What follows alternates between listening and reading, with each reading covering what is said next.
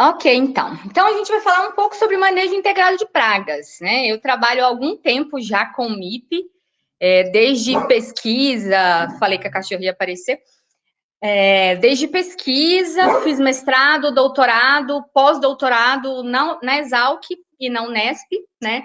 Trabalhei fora, em multinacional, por um tempo, e sempre trabalhando com MIP, né? Tanto pesquisa básica quanto pesquisa mais técnica, voltado à validação de produtos. Então, eu tenho uma certa experiência ali no dia a dia de campo. Hoje eu atuo como consultora autônoma, né? Então, eu faço pesquisa para multinacional, faço copywriting para essas multinacionais, criando textos técnicos, dando palestras antes da pandemia, né? Eu viajava bastante, dando treinamentos sobre manejo integrado de pragas para multinacionais, né? E agora a gente está aí adaptando a forma de trabalhar.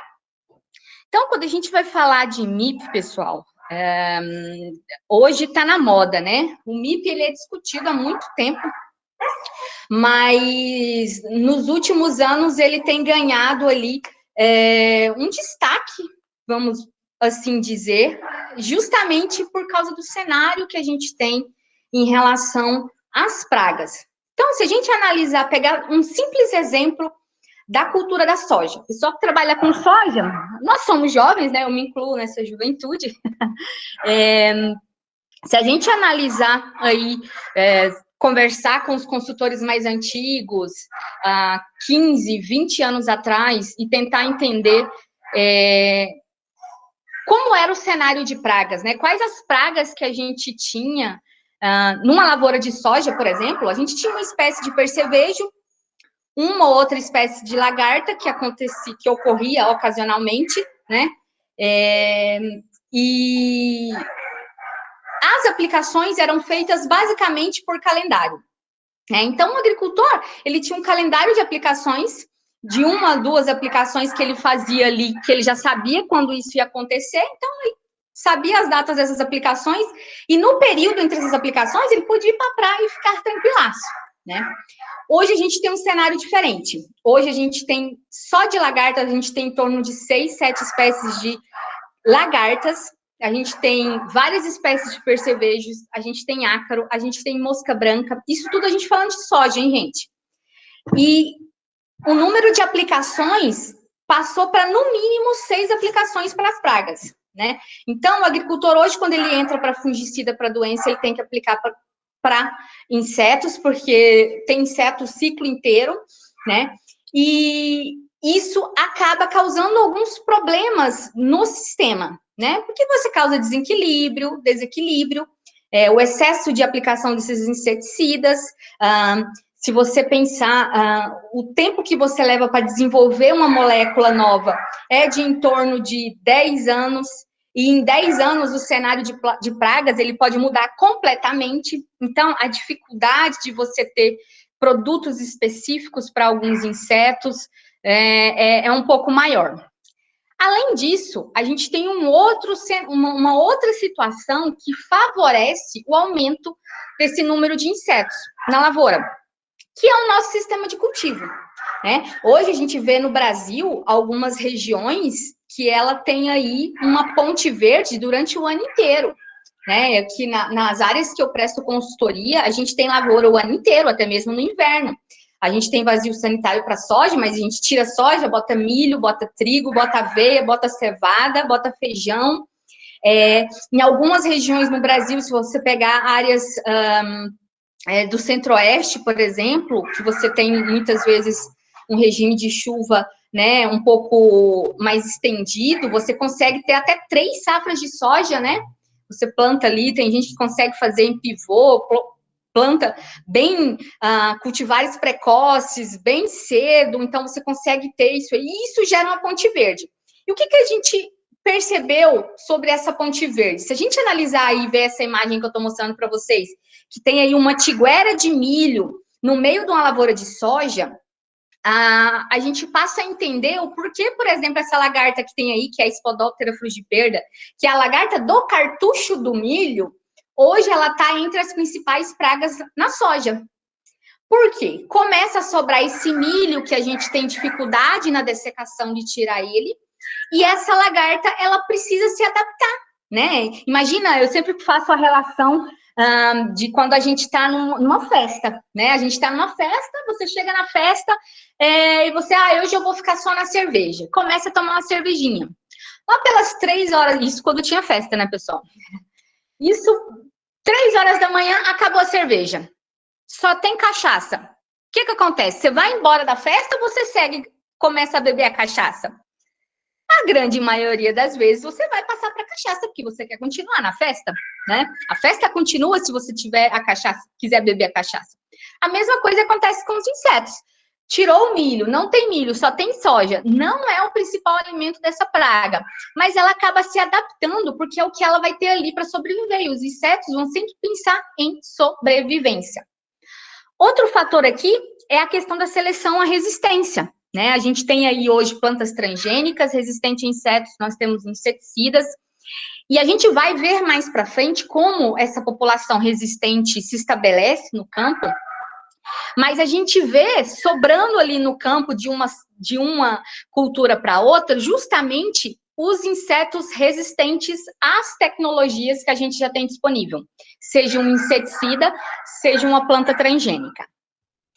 E aí, por que então a gente começa a pensar em estratégias integradas? Porque do jeito que está sendo feito não está funcionando. Porque hoje o nosso apelo social em relação e ambiental em relação às estratégias de controle são muito maiores. A gente sabe que se a China proíbe o inseticida X e o Brasil é o maior produtor de soja e a China é o maior comprador, o Brasil ele precisa produzir um produto no qual o principal cliente dele vai aceitar. Tanto que muitas das tecnologias que a gente tem no Brasil, elas são desenvolvidas, são aprovadas pelo Brasil, pela CTN-Bio, pelas Ministério da Agricultura, IBAMA, e todos os órgãos de competência, mas eles não entram no mercado porque muitas vezes o mercado consumidor, né, o país que compra esse produto, não aceita ainda essa tecnologia presente nos alimentos. Para vocês verem como a gente precisa estar atento por essa questão social e essa questão ambiental. Um outro fator importante é o econômico, né? Você reduzir o seu custo de produção. Não é só produzir bem, é produzir com um custo baixo para ter essa competição dentro do mercado. Então, são esses 3 pontos que a gente fala que é importante, que traz a sustentabilidade de qualquer sistema de manejo, né? O ponto econômico, ambiental e social. Então, hoje, manejar pragas, eles devem estar sustentado nessas questões aí, econômicas, sociais e ambientais.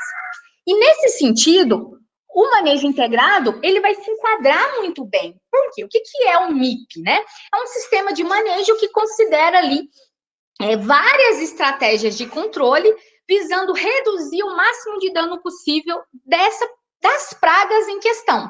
Não só de uma praga-alvo, mas de todo, você ter um equilíbrio do sistema para você conseguir produzir bem, reduzir o dano das pragas, certo? Dentro de um sistema mais sustentável. E aí, hoje, o MIP, ele é super bem estruturado. Se vocês verem aí, é como se você fosse construir uma casa. Não se começa a construir uma casa simplesmente colocando as estratégias de controles ou colocando as paredes, né? Um pedreiro, quando ele vai começar a construir, primeiro ele cria um alicerce forte, né? Uma fundação.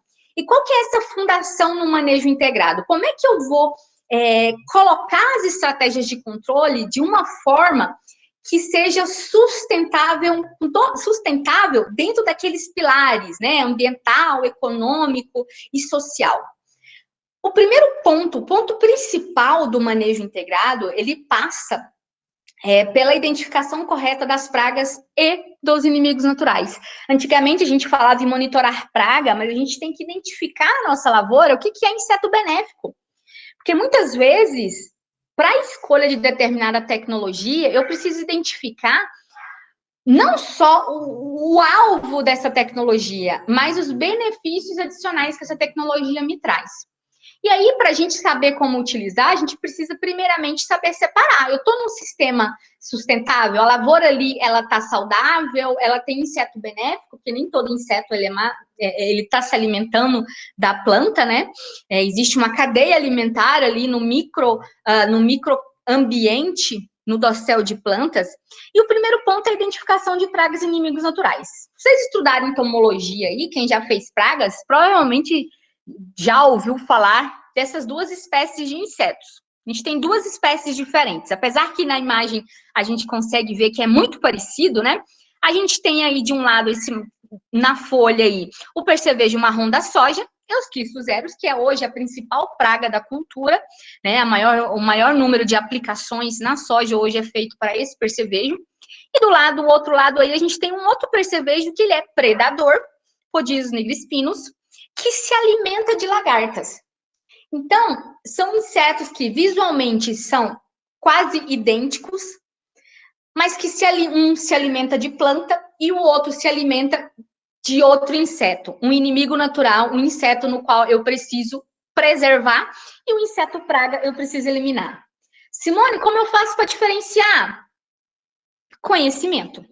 Né? A diferença entre esses dois insetos está basicamente no aparelho bucal, né?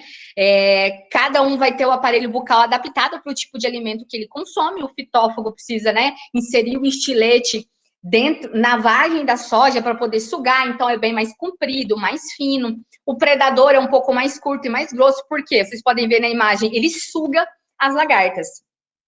E aí a gente entende, né? Muitas vezes a gente vê algumas situações em que o agricultor fala para a gente, mas eu estava com a praga X, né? Isso acontece muito em frutíferas, né? O agricultor faz uma aplicação no mamão ou uma aplicação no café para determinada praga e daqui uma semana explode a população de um outro inseto, de uma outra praga.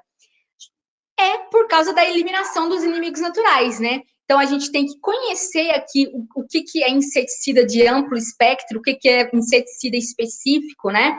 Amplo espectro, geralmente são inseticidas que atuam no sistema nervoso do inseto. Ele vai matar tanto o inseto fitófago quanto o inseto predador, né? Agora, se é um regulador de crescimento de insetos, ele vai ser específico. Então, apenas o inseto fitófago vai morrer por esse inseticida. Então, o primeiro ponto a ser considerado no momento de implantação do manejo integrado é a identificação de pragas e desses inimigos naturais. Parece algo bem, assim, bobo de se falar, né?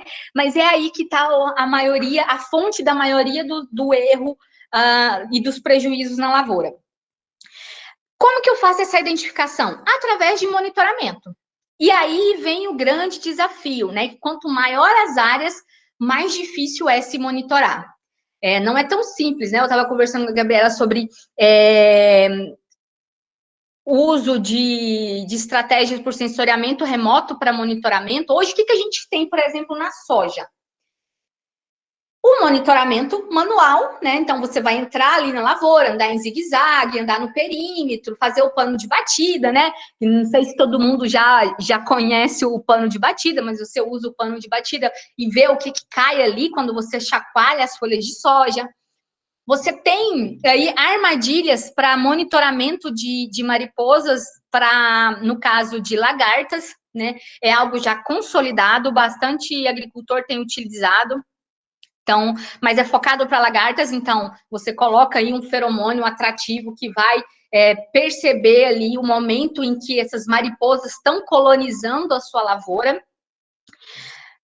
Por sensoriamento remoto, já existe? Sim, já existe, mas ainda está em fase de validação. Não é todo agricultor que tem acesso a esse monitoramento, né? Então, como funciona o monitoramento por sensoriamento remoto, né? Então, ou ele tem armadilhas que são ligadas a sensores ali e que consegue essas armadilhas. No momento em que o inseto cai na armadilha, essa informação é passada por um software, né? Pode ser que por sensoriamento remoto, na cana é bastante utilizado, você consegue ver, por exemplo, se há uma formação, uma redução na área foliar ali na lavoura, por diferença de temperatura, né? Então, você consegue identificar ali uma reboleira de um ataque pode ser de praga, pode ser nematóide, pode ser alguma outra, uma doença até mesmo.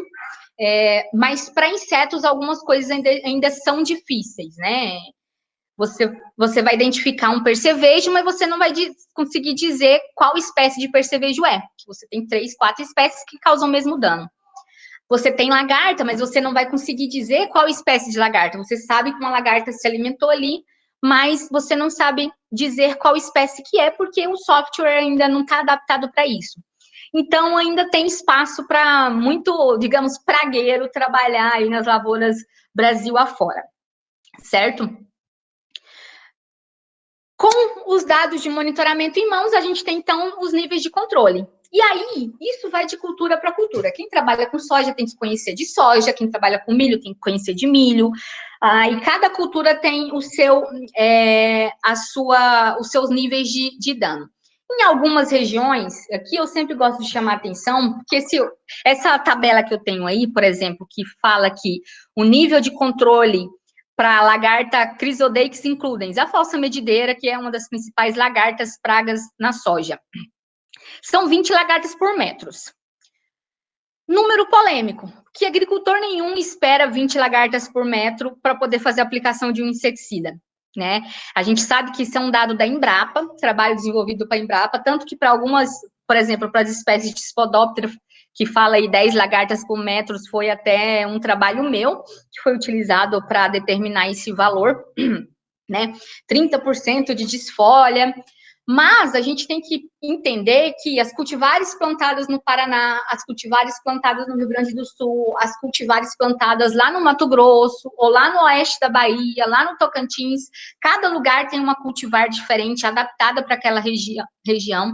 E muitas vezes um valor que foi estipulado por uma cultivar com muita massa foliar, ele não pode ser o mesmo para uma cultivar com pouca massa foliar, né? Não sei se vocês conseguem entender. Se vocês verem aí diferentes cultivares de soja, quando vocês tiverem a oportunidade de ver, por exemplo, um campo de melhoramento ou um dia de campo em que você tem várias cultivares, vocês vão ver que você tem formato de folha diferente, tem cultivar que ela tem pouca folha, mas ela mantém a produtividade mesmo com pouca folha, né? Depois que começou a ter ferrugem asiática da soja no Brasil, né, essas cultivares de soja, elas mudaram um pouquinho, então, elas ficaram com menos massa foliar, com folhas mais finas, mais alongadas, o que permite uma maior entrada de luz solar e uma circulação de ar no dossel de plantas. Então, esse valor de porcentagem, de nível de controle para a soja, por exemplo, ele tem que ser adaptado conforme as cultivares da região, certo? Para milho, é um pouco mais bem estabelecido, né? Porque por mais que você mude estrutura de plantas, o nível de controle geralmente não varia muito. Então, o nível de controle em plantas não transgênicas, por exemplo, no milho convencional, nessa nota 3 da escala de Davis, se vocês verem aí, o que é essa nota 3 da escala de Davis? Você tem aí algumas lesões que a lagarta ela foi se alimentando, começou a raspar, não rasgou a folha ainda, então ela está só raspando e com essas lesões um pouco mais alongadas, porque nesse momento a lagarta ainda está pequena. Então, a chance de um produto funcionar é muito maior. Se você espera, por exemplo, uma nota 5, uma nota 7 aí, vocês podem ver que o cartucho já está totalmente danificado, a lagarta aí ela já está quase pulpa. Então, não tem muito o que fazer. Os produtos não vão funcionar, né? Então, são questões aí que a gente tem que se atentar no momento da tomada de decisão. Como funciona o processo de tomada de decisão? Fiz a amostragem, atingi o nível de controle, eu vou colocar a ferramenta necessária. Não atingiu, eu sigo monitorando. E esse monitoramento, ele ocorre o ano inteiro. Mesmo que eu não esteja com a cultura no campo, eu tenho que monitorar, até mesmo no período de entre-safra, para eu identificar que inseto está sobrevivendo no período de entre-safra. Porque os insetos vão sobreviver numa palhada. A gente tem a lagarta do cartucho do milho, por exemplo, que ela, para completar ciclo, ela se alimenta de palha, né? O percevejo, aquele percevejo que eu mostrei no início, ele sobrevive durante 6 meses só na palha. né? Ele entra em estado aí ele reduz a atividade metabólica dele, ele consegue sobreviver 6 meses. Então, a gente tem que monitorar antes para a gente conseguir colocar as estratégias de controle. Outra informação importante para essa tomada de decisão é justamente esse nível de dano econômico, o nível de controle. O que é um nível de controle? É quando o custo econômico dessa estratégia de controle, ele justifica e ele é menor do que eu não aplicar e deixar o inseto se alimentar daquela planta. Então, o prejuízo, né, causado pelo dano econômico, quando ele é maior do que o custo do produto em si, aí eu chamo de nível de controle ou nível de ação, né? O nível de equilíbrio geralmente é onde você tem esses insetos, muitas vezes porque eles vão estar aí, existe uma cadeia alimentar, eles estão aí, mas não estão causando nenhum dano econômico, e é uma população muito baixa. Então, a gente tem que sempre procurar se manter aí no nível de equilíbrio, né? Você tem insetos para manter a população de inimigos naturais, mas aquilo não está te causando nenhum prejuízo econômico. Então, essa tomada de decisão, muitas vezes, é muito econômica. E aí eu venho com as estratégias de controle, que são as paredes da minha casinha, né? Eu tenho várias estratégias de controle. Então, vamos começar a falar aqui sobre método cultural de controle, né? Muita gente não dá muita bola por essa estratégia de controle, né? Método cultural, eu vou fazer a catação manual? Não, né? O que a gente pode colocar como estratégia de controle aí? Por exemplo, a dessecação antecipada. Se eu estou num sistema que eu estou monitorando no meu período de entre-safra, por exemplo, aqui, eu vou colher a soja, eu sei que eu tenho percevejo ali. Quando eu colho a soja, esse percevejo, ele não morreu. Ele já está um adulto alimentado, ele vai para a palha. Vocês podem ver aí, ele no capim amargoso. O percevejo sobrevivendo no capim amargoso. Então, muitas vezes, eu dessecar essa minha planta antecipadamente, né? Lógico que isso depende do regime de chuvas, para o herbicida funcionar, para eu eliminar essa fonte de alimentação do inseto. Hoje a gente já fala de aplicação de inseticida no momento da dessecação, se você tiver uma alta infestação de pragas ali nessas plantas daninhas. Você tem aqui o manejo de plantas daninhas e da tiguera, aquele cenário que eu mostrei para vocês lá no início, né, das plantas de milho sobrando ali que a gente não consegue dessecar, é uma das principais causas da cigarrinha do milho hoje ser um problema tão sério para a cultura, né, para a cultura do milho. A cigarrinha, a gente sabe que ela transmite os enfesamentos, né, transmissor de doenças. A gente tem poucos inseticidas eficientes, e é uma praga que se estabeleceu e começou a transmitir doença, a fonte de inóculo da doença se estabelece numa área, justamente pelo manejo inadequado dessas plantas daninhas. Então, é um problema, né? A gente fala assim, são boas práticas agrícolas, né? O manejo correto, fazer o básico bem feito, né? Não sei se vocês conhecem o agricultor, eu não me lembro o nome dele, mas do Paraná, eu cheguei a conhecer, ele participou de uma palestra minha, e ele fala, né, quando ele ganhou o prêmio de maior produtividade de soja no Brasil, ficou super famoso, ele fala, fazer o básico bem feito, né, não tem segredo, né, esse básico de manejo de plantas daninhas, manejo de adubação correto, para você manter o sistema mais saudável. Controle biológico, e aí tá na moda, né? Todo mundo fala de controle biológico nos dias de hoje, né? Tá bem na moda aí. E aí o controle biológico, apesar de estar na moda, a gente tem que tomar bastante cuidado, porque ele exige um conhecimento técnico, multidisciplinar, muito maior do que o uso de outra estratégia de controle, por exemplo. Né? Se a gente pensar, né, analisar aí, o que é o controle biológico? Consiste na utilização desses inimigos naturais para suprimir a população de uma espécie de insetos praga específico. Né? Então, como exemplo prático, o que a gente tem? A liberação de um parasitoide, a liberação de um predador, a aplicação de um microbiológico, né? E aí, quando eu falo microbiológico, né, a gente tem que entender que quando eu falo de controle biológico de pragas, eu tenho duas vertentes aqui. Eu tenho macrobiológicos, que são predadores e parasitoides. Aqui são muito mais técnicos. Por quê? Requer um conhecimento um pouco mais avançado e são produtos mais caros. Por quê? Justamente pela tecnologia embarcada. Você geralmente tem que produzir esses insetos em escala massal, o que é bastante dificultoso, né? Se você pegar hoje, o pessoal fala muito em Telenomus podise para controle de ovos de percevejo marrom na soja. Mas para você produzir o Telenomus podise, você precisa produzir o percevejo, que é multiplicado em dieta natural, ou seja, é um processo caro, né? Então é muito mais difícil você utilizar um produto desses. Agora, quando vocês falam, por exemplo, microbiológico, o que é microbiológico? São produtos patógenos entomopatogênicos, né?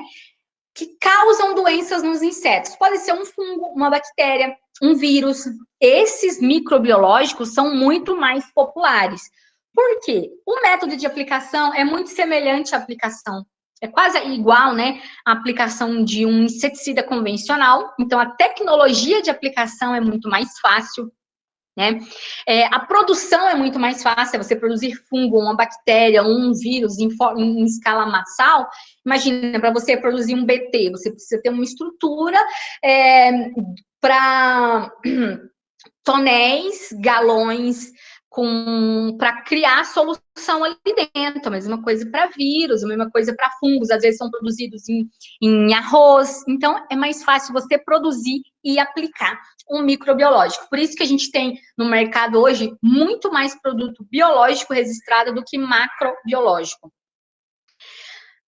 Para liberação de produtos macrobiológicos, né, que é mais difícil, mas a gente tem algumas startups aí começando a trabalhar com isso, a aplicação através do uso de drones, né? Então, esses drones, eles liberam esses parasitoides no campo. A gente tem aí o exemplo de uma cápsula, por exemplo, utilizada para liberação de tricograma, que é bastante utilizado em tomate, em brássicas,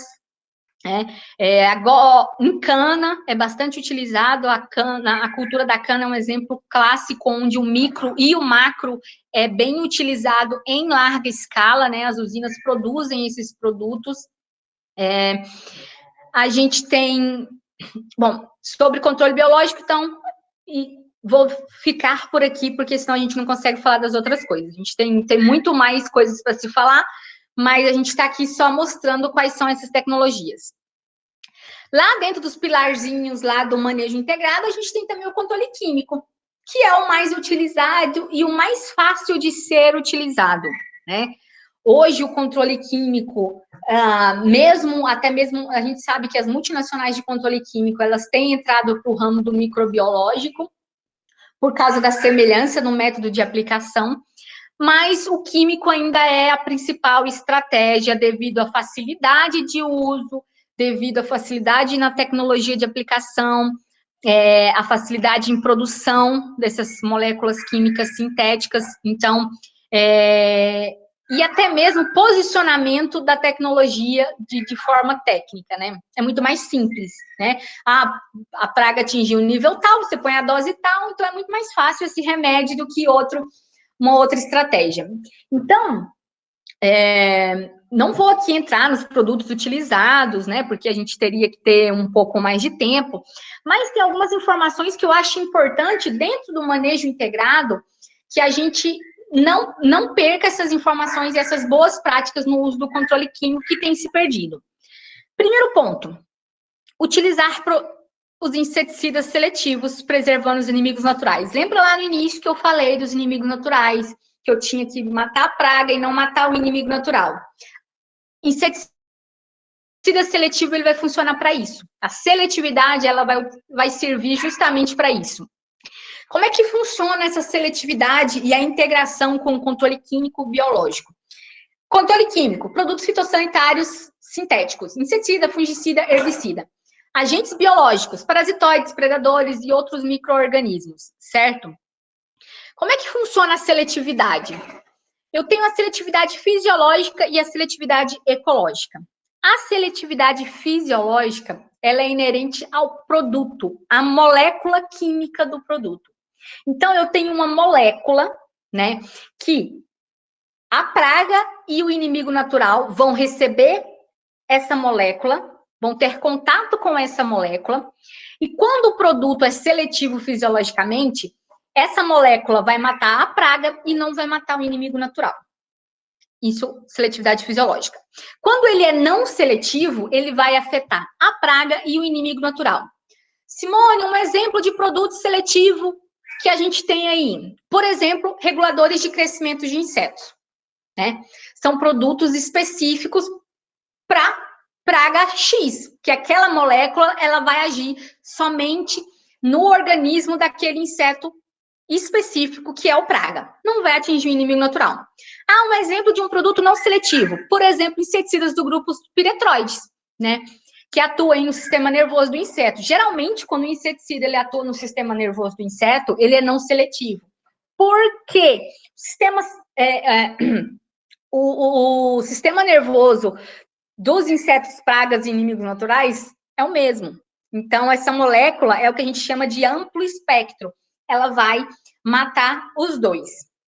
Mas eu não tenho só a seletividade fisiológica, eu tenho a seletividade ecológica. Por exemplo, quando eu estou utilizando produtos sistêmicos.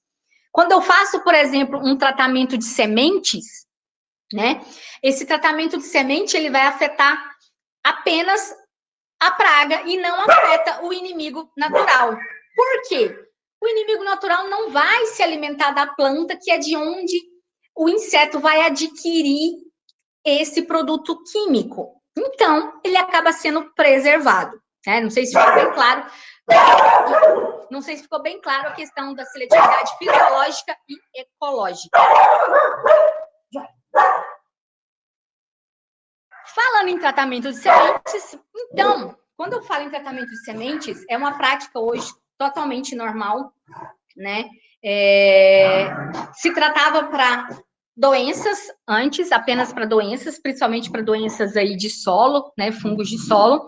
Hoje já é uma realidade para tratamento de inseticida, então a semente, ela já, quando você compra a semente, você já compra a semente tratada com o fungicida, o inseticida, e ela vem ainda com a camada de polímero, justamente para o plantio mais facilitado aí, certo? Então, é uma estratégia indispensável, principalmente para estabelecimento do stand, né? Se você tem pragas iniciais ali, lembra que eu mostrei lá a cigarrinha do milho? Hoje, o tratamento de sementes do milho, nessa fase inicial, é extremamente importante para a proteção da cultura nos primeiros 14 dias, né? Lembra que o tratamento de sementes de inseticida ele vai funcionar ali só os 14 primeiros dias da plântula. Após isso, a gente já tem necessidade de fazer uma pulverização foliar, certo? Outra questão importante quando a gente fala do uso dos inseticidas, resistência. Como que funciona o processo de resistência? Assim como acontece com a gente quando fica doente com infecção de garganta, né? É o mesmo processo. Existe na população de qualquer indivíduo algo chamado variabilidade genética. A gente está falando muito de variabilidade genética aí hoje em dia com o Covid, né?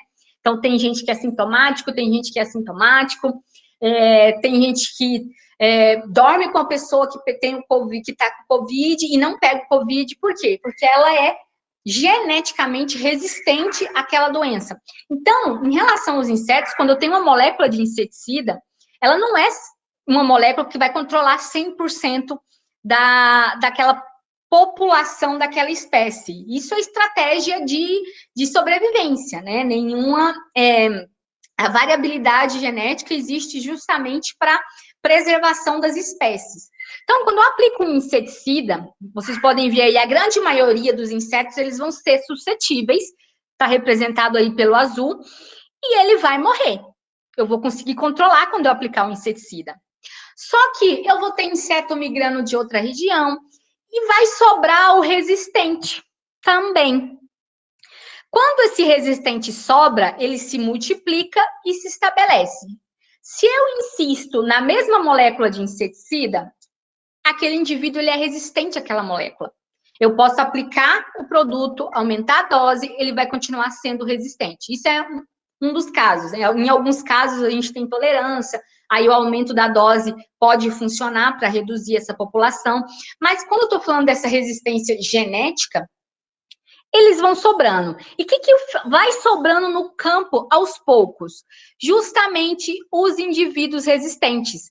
É isso que a gente está vendo, por exemplo, na cultura da soja com a lagarta do cartucho do milho.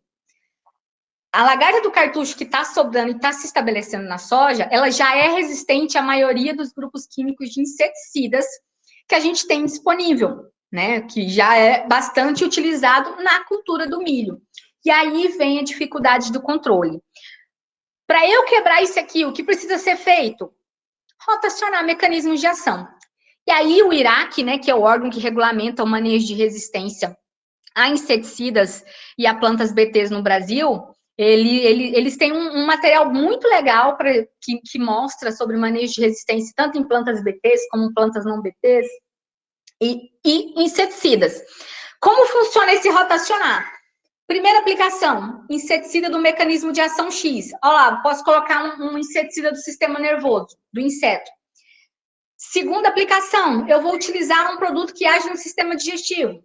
Terceira aplicação, vou utilizar um que age no sistema, no crescimento e desenvolvimento do inseto. E assim eu vou rotacionando essas aplicações, tentando ali, na segunda aplicação, eliminar o inseto resistente ao produto 1. E numa terceira aplicação, eliminar o resistente, por exemplo, ao produto 2, né? Um exemplo aí.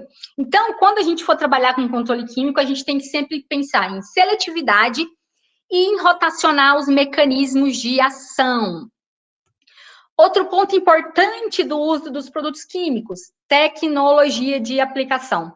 Nem sempre o que a gente vê aí no campo como falha de controle de determinada praga está relacionado à resistência, certo? Ou alguma questão de seletividade. Muitas vezes é uma falha na tecnologia de aplicação. E quais são os fatores que a gente tem que se atentar quando estiver falando em tecnologia de aplicação? Hoje a gente tem aí o pessoal falando muito de uso de drones e aeronaves, e aqui a gente tem que ficar muito atento a volume de cauda utilizado, né? Para a gente ter uma cobertura mais eficiente, principalmente se eu estou falando de um produto de contato que precisa atingir o alvo, ou uma praga que ela fica mais no bacheiro da cultura. Então, a gente tem que se atentar para isso, né? Mesmo com o uso de aeronave, com o uso de drones, ou até o autopropelido, o pulverizador convencional que a gente utiliza aí, uso de pontas de pulverizações adequadas, né? Se é um produto, geralmente gotas médias é o ideal para o uso dos inseticidas, a maioria dos inseticidas aí que tem contato e sistematicidade, então eu preciso ter uma cobertura um pouco mais eficiente, eu preciso reduzir deriva, justamente para eu não ter problemas de não chegar lá no fundo do dossel de plantas a dose correta, porque perdeu-se um pouco na deriva. E as misturas de tanque, né? A gente sabe que hoje as misturas são autorizadas, já é uma realidade. Hoje, um pulverizador, ele não sai com menos de 6 produtos no tanque. E estudar a compatibilidade, tanto física quanto química desses produtos, e ter essas informações no momento da aplicação é extremamente importante, né? Eu tenho produtos que podem ter uma incompatibilidade física, né? Um glifosato, um herbicida e um determinado inseticida, ele pode não ser compatível fisicamente, e pode ocorrer uma suspensão dentro do tanque, eles não se misturam. Pode ser uma incompatibilidade química, aquela mistura química pode mudar a pH, pode mudar várias características da minha cauda e reduzir a eficiência de controle desses produtos. Então, é muita coisa para a gente se atentar no momento de uso desses inseticidas químicos.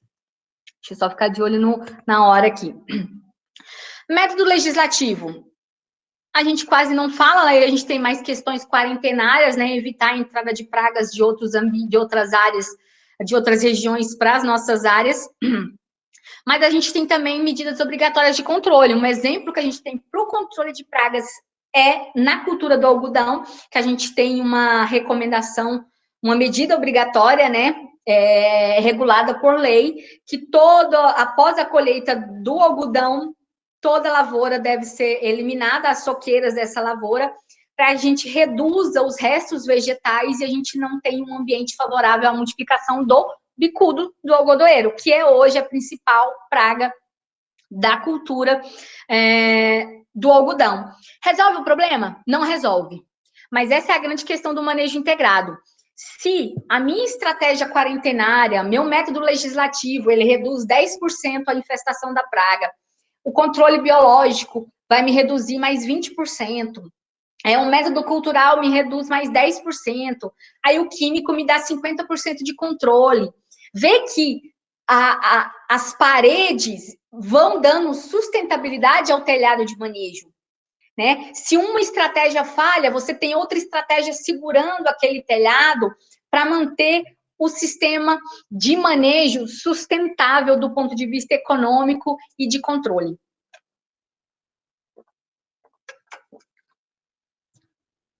Plantas transgênicas e as plantas, as variedades resistentes. O uso de cultivar resistente no Brasil, resistência convencional, eu digo, não transgênica, né? Uma cultivar que ela é menos preferida para ovoposição por determinado inseto, é pouco utilizado no Brasil, né?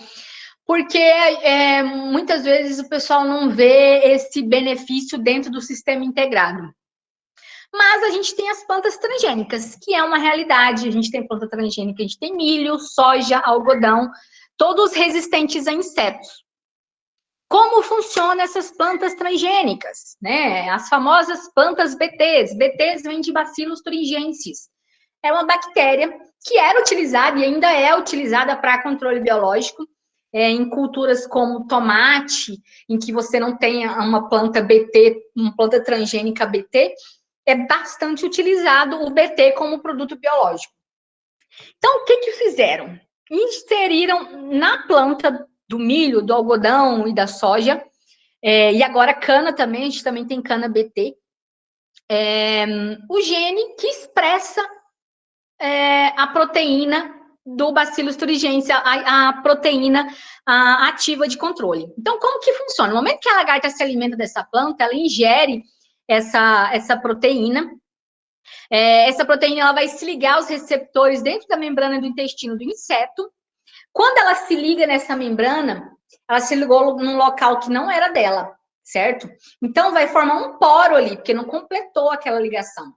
Quando forma esse poro, a membrana do intestino da lagarta, ela rompe, causando uma disfunção intestinal no inseto. O inseto morre.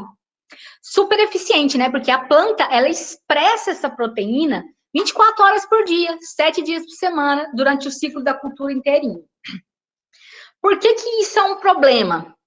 Lembra que eu falei lá nos inseticidas da tal da variabilidade genética? Vale a mesma coisa para a planta BT.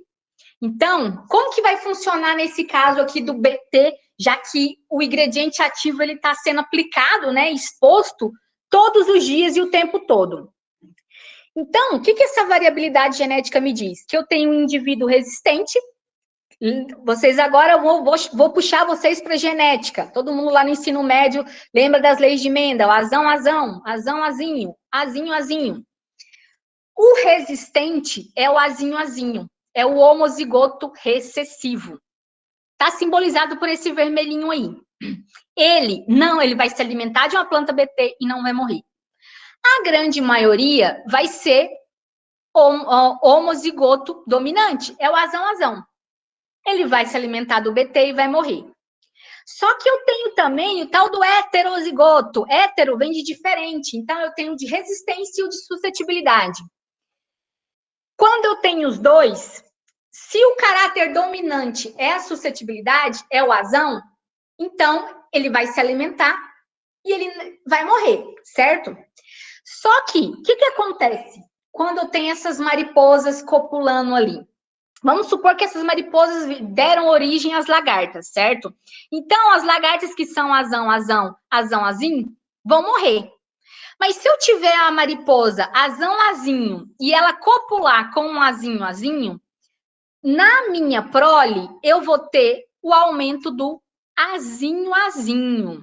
que é resistente e não morre quando se alimenta de BT. E é justamente esse azinho que está sobrando no campo. Então, quando a gente vê aí nos dias de campo, o pessoal comentando, que o milho tal, que é BT, que tem a proteína CRI, 1AC, ela não funciona mais. Por quê? Não é que não funciona mais, é que a população que está no campo é a população azinho resistente a essa molécula, certo? Então, a gente tem que se atentar a isso. Como é que eu manejo resistência a um BT? Aí vem a grande questão, o porquê o manejo integrado é tão importante. O ponto principal do manejo de resistência é refúgio. O que é o refúgio? É um plantio de uma porcentagem da área com a cultivar de mesmo ciclo, mas não BT. 10% para milho, 20% para as outras culturas que a gente tem aí. Então, esse manejo, ele tem que ser, dos refúgios, ele tem que ser estruturado, respeitar a distância de 800 metros, para que, nesse momento aqui, quando eu tenho esse azinho, se eu tenho um refúgio, o inseto que está se alimentando do meu refúgio, a grande maioria, ele vai ser azão, ou azinho. E no momento em que ele copular com um homozigoto resistente, eu vou dar, imagina, um homozigoto resistente com um homozigoto suscetível. Eu vou ter heterozigoto suscetível. Então, eu consigo manter aí a eficiência de controle manejando a frequência da resistência, certo? É importante, nesse sentido, se atentar para os níveis de ação, né? Lembra que eu mostrei lá no início que o nível de ação para o milho não BT era 20% das plantas naquela nota 3 de Davis, né? Que ela começa a ser raspada, ou seja, eu faço um monitoramento e eu vou dando nota para as minhas plantas do dano. Como eu mostrei lá, 20% das plantas com a nota 3, eu faço controle se o milho for não BT, se ele for convencional. Se o milho for um milho que a gente chama aí de o BT, que tem aí a proteína VIP3, o que é o VIP3? A gente tem os CRI, que são como se fossem diferentes ingredientes ativos nas plantas BTs, certo? Então, se é uma planta BT com VIP3, que é a nova geração de transgenia, eu também vai sobrar, certo? Porque eu sempre vou ter o homozigoto resistente. Lembra aqui que eu sempre vou ter esse indivíduo que está sobrando. Se está sobrando na minha cultivar com VIP3, eu vou controlar quando eu tiver 4% das plantas naquela nota de Davis. Simone, por que tão cedo? Porque eu não posso deixar essa população resistente aumentar. Então, começou a sobrar lagarta nesse milho BT, eu já preciso fazer uma aplicação de inseticida para não deixar essa população crescer. Se a minha cultivar não tem a proteína VIP3, é só uma CRI, um A, CRI, uma B, CRI, um C, aí esse nível de ação passa para 10%. Por quê? Porque eu tenho que deixar sobrar um pouquinho para fazer aquela cópula e fazer o meu refúgio funcionar.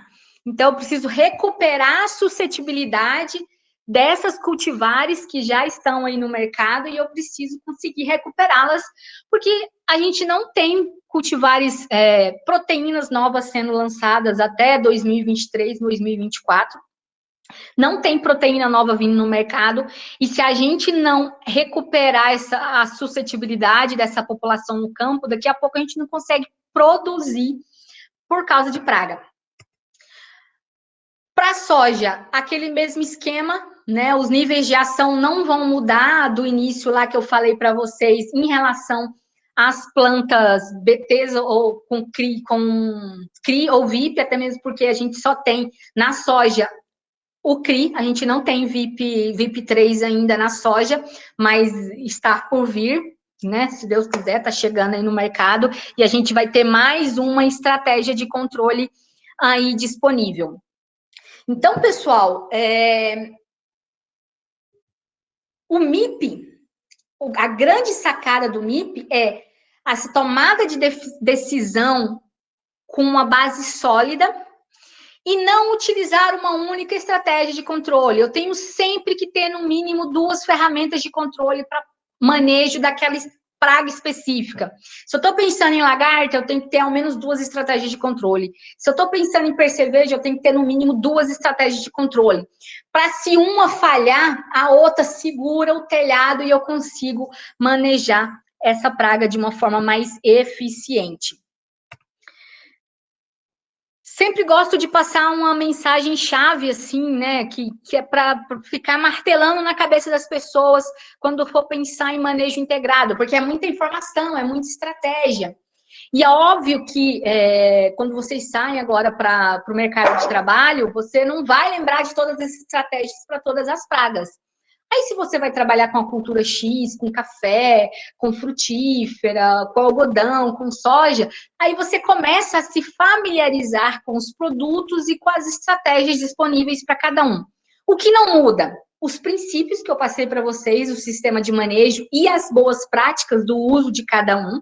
Isso não muda de cultura, né? E essa questão chave. As decisões devem ser tomadas com embasamento técnico e sempre com análise de cenário. Quer dizer que não tem receita de bolo. O que funciona para mim não vai funcionar por meu vizinho, porque muitas vezes a cultivar que está utilizando, o equipamento de pulverização que está utilizando, as plantas, o tipo de praga que eu tenho, há uma diferença de um cenário para o outro. Então, sempre tomar cuidado aí nessas decisões, no momento dessa tomada de decisão, para a gente não se perder na receita de bolo e acabar metendo os pés pelas mãos. Certo?